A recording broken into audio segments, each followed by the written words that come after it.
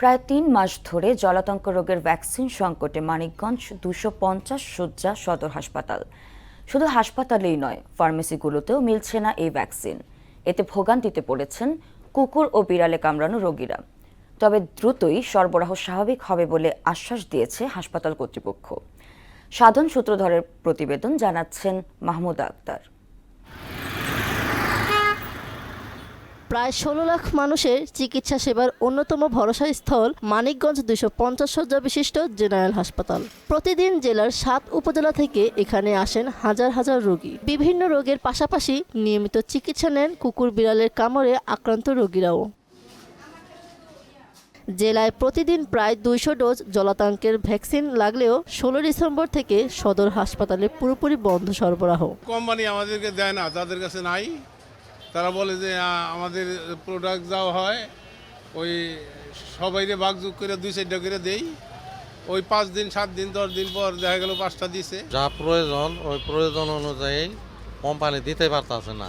আমাদের হয়তো মাসে 10টা 15টা এরকম করে দেয়, আমরা যাই মারবি তাই বিক্রি করি। অবস্থা এমন যে কোথাও ভ্যাকসিন পাওয়া গেলেও ৪ জন রোগী মিলে ভ্যাকসিন নিতে হচ্ছে। কুকুরে কামড়াইছে, এনে ভ্যাকসিন পাই না, আমরা বাইরে থেকে কিনে আই না ভ্যাকসিন নিতেছি। হাসপাতালে ভ্যাকসিন নাই, বাইরে থেকে টাকা দেয়, বেশি টাকা দিয়ে কিনে আই না, শুই নিলাম। হসপিটাল আইছে তাও পাই নাই, মানিকগঞ্জ গেছে তাও পাই নাই, ফার্মেসিতে গিউর থেকে নিয়ে আইছি বেশি দামে। হাসপাতালে এসে আমরা ভ্যাকসিন পাই না, ভ্যাকসিন অ্যাভেলেবল এই হসপিটালে নাই, এর জন্য আমাদের খুব সমস্যা হতেছে। কিন্তু আমাদের কুকুরবেলার কামড়ের জন্য আমরা ভুক্তভোগী। সরকার যদি আমাদের এটা অ্যাভেলেবল করে সেক্ষেত্রে আমাদের ভুক্তভোগীদের জন্য আর কি সুবিধা হবে। প্রতিদিন ১০০ থেকে ১৫০ জন রোগী ভ্যাকসিন না থাকায় ফেরত যাচ্ছে কিংবা অন্য কোথাও থেকে সংগ্রহ করতে বাধ্য হচ্ছে। প্রতিদিন হচ্ছে আমাদের ঘরে ১৫০ থেকে ৬০ জন রোগী আসে।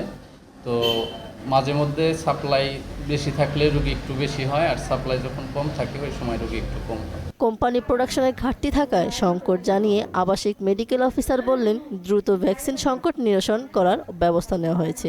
রেবিস ভ্যাকসিনের যে প্রোডাকশনের যে কোম্পানি, সেই কোম্পানি থেকেই আসলে এই প্রোডাকশনের ঘাটতি হয়েছে। আমাদের অধিদপ্তর থেকে যখন এই ঘাটতি পূরণ করে তারা এটা সাপ্লাই পাবে এবং আমরা অতি শীঘ্রই এই ভ্যাকসিনের ঘাটতি পূরণ করে আমরা আমাদের ভ্যাকসিনের পরিপূর্ণতার সার্ভিসটা আমরা দিতে পারব।